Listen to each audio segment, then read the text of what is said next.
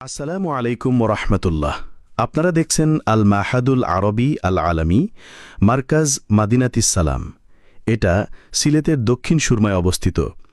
হুমায়ুন চত্বর থেকে ফেঞ্চুগঞ্জ রোডে সিএনজি দিয়ে 7 থেকে 8 মিনিটের রাস্তা। চত্বর থেকে আসতে হাতের ডান পাশে দৃষ্টিনন্দন একটি মাদ্রাসা।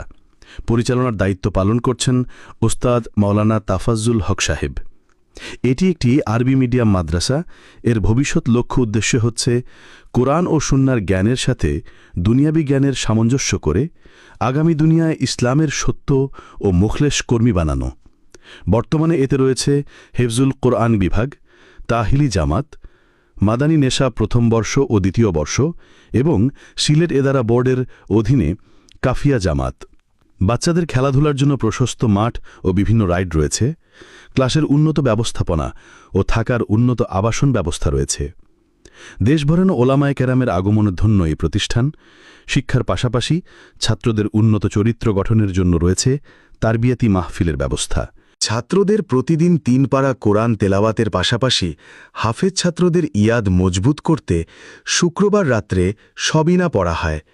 যারা হাফেজ নয় তাদেরকেও নির্ধারিত কিছু সূরা মুখস্থ করতে দেয়া হয়। মনোরঞ্জনের জন্য রয়েছে শিক্ষা সফরের সুন্দর আয়োজন। ছাত্ররা যেন বক্তব্যে পারদর্শী হয়ে ওঠে, এজন্য রয়েছে আর নাদিয়া সাকাফি সংগঠন।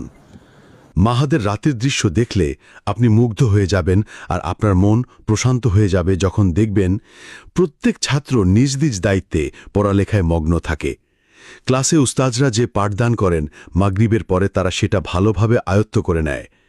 কখনো গ্রুপ গ্রুপ হয়ে, আবার কখনো একা একা বসে মনোযোগের সাথে পড়ালেখা করছে।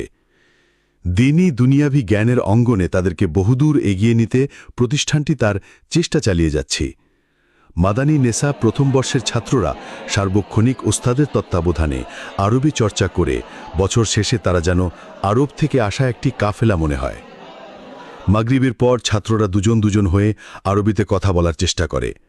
আরবি দার্স, আরবি তামরিন, দুজন দুজন হয়ে আরবিতে কথা বলা, বিভিন্ন দৃশ্যকে সামনে রেখে আরবি বলার চেষ্টা করা ও আরবি লেখালেখি।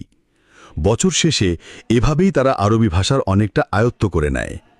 বর্তমান ক্যালেন্ডার অনুযায়ী প্রত্যেক মাসে একবার বুধবার থেকে শুক্রবার সন্ধে পর্যন্ত 3 দিনের ছুটি ঘোষণা করা হয়েছে। প্রতিষ্ঠানটি আপনাদের কাছে দোয়া প্রার্থী যেন সে তার সঠিক লক্ষ্যে নিষ্ঠার সাথে এগিয়ে যেতে পারে। আসসালামু আলাইকুম ওরহমতুল্লাহি ওয়াবারাকাতুহু।